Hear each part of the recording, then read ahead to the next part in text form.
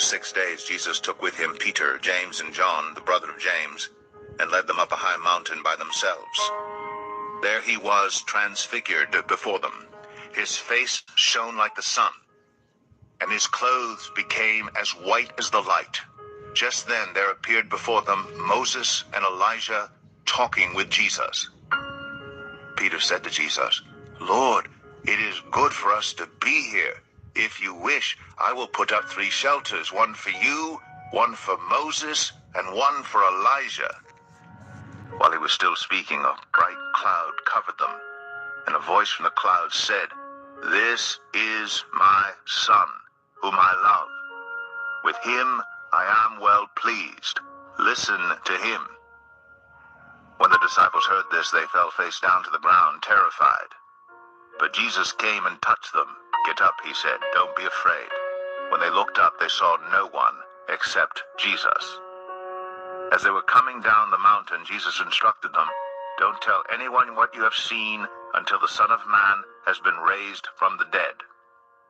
The disciples asked him, "Why then do the teachers of the law say that Elijah must come first?"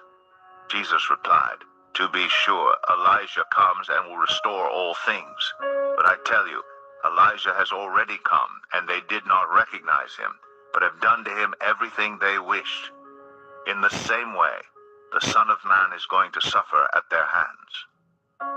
Then the disciples understood that he was talking to them about John the Baptist. When they came to the crowd, a man approached Jesus and knelt before him. "Lord, have mercy on my son," he said. "He has seizures and is suffering greatly. He often falls into the fire or into the water. I brought him to your disciples, but they could not heal him." "You unbelieving and perverse generation," Jesus replied. "How long shall I stay with you? How long shall I put up with you? Bring the boy here to me." Jesus rebuked the demon, and it came out of the boy, and he was healed at that moment. Then the disciples came to Jesus in private and asked, "Why couldn't we drive it out?" He replied, "Because you have so little faith. Truly I tell you, if you have faith as small as a mustard seed, you can say to this mountain, 'Move from here to there,' and it will move. Nothing will be impossible for you."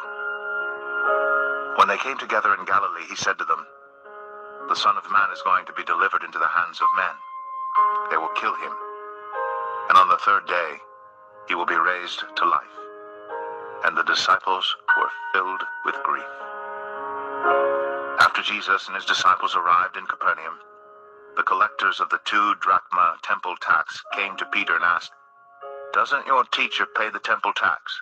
"Yes, he does," he replied. When Peter came into the house, Jesus was the first to speak. "What do you think, Simon?" he asked. "From whom do the kings of the earth collect duty and taxes? From their own children or from others?" "From others," Peter answered. "Then the children are exempt," Jesus said to him. "But so that we may not cause offense, go to the lake and throw out your line. Take the first fish you catch, open its mouth, and you will find a 4 drachma coin. Take it and give it to them for my tax and yours."